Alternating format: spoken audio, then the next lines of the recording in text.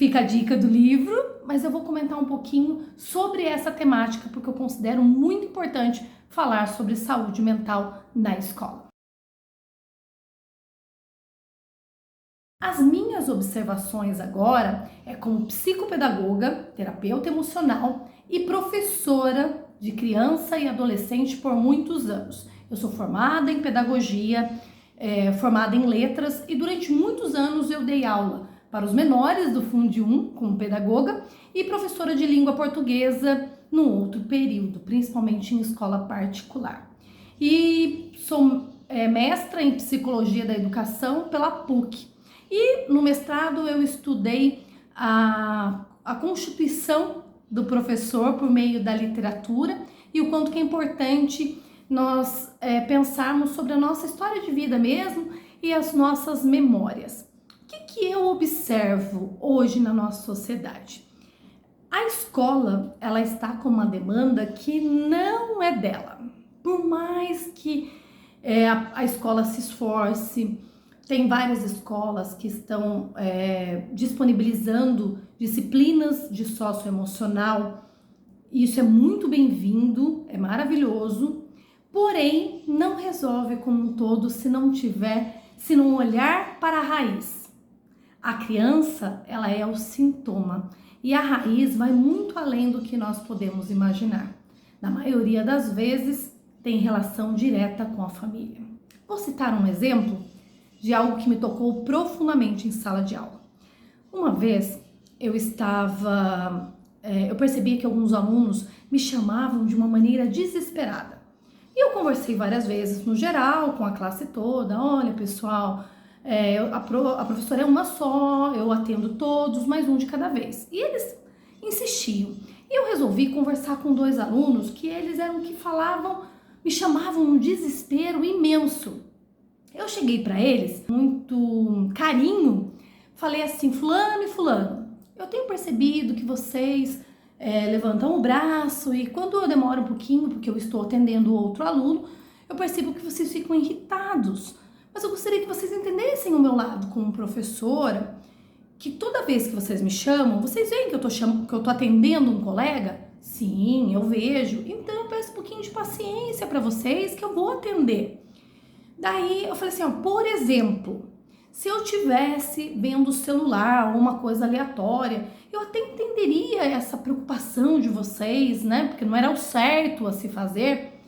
Um olhou para o outro e falou assim: minha mãe faz isso.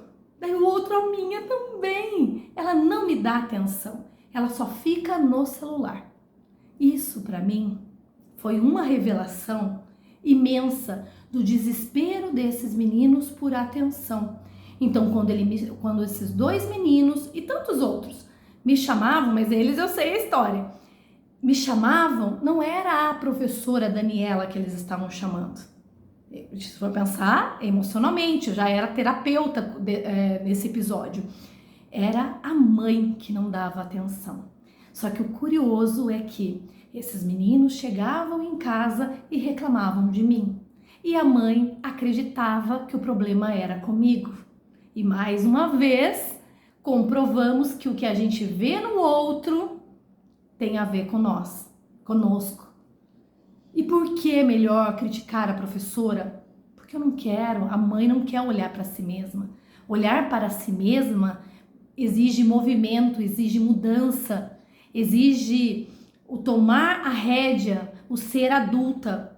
E na maioria das vezes, muitos pais não querem isso, de forma inconsciente. Então vamos criticar a professora. Então, hoje, por mais que se fale em saúde mental na escola, que eu considero que é muito importante, tem muitos professores, muitos coordenadores e até mesmo diretores que estão de mãos atadas. Não tem o que fazer. E quando a escola é particular, acabam sendo reféns dessa própria situação. Não estou falando de uma escola em específico, porque eu conheço muitos. Eu tive até uma cliente há pouco tempo que comentou de uma professora que entrava em sala de aula e ela sentia uma dor imensa pela professora, porque os colegas ficavam fazendo graça, questionando, e essa professora tem uma vida assim sensacional, é uma professora que dá aula de yoga, sabe? Tem uma trajetória tão linda. E esses alunos provocam. E essa minha cliente, na época, falou assim, mas isso dói em mim, porque eu vejo o esforço dela ao preparar a aula, eu vejo o carinho dela com a gente e eles zoam com ela. Sabe por quê, Dani? Porque ela exige as regras. O professor que deixa tudo solto não tem problema algum. É triste isso. É triste em todos os sentidos. É triste porque a classe não é unida, de se tem regra vamos todos cumprir para não prejudicar ninguém e ao mesmo tempo atender demanda que não é da escola. Eu sei que esse espaço é o convite à leitura, indico o livro que eu falei, mas eu não tinha como não fazer essa observação.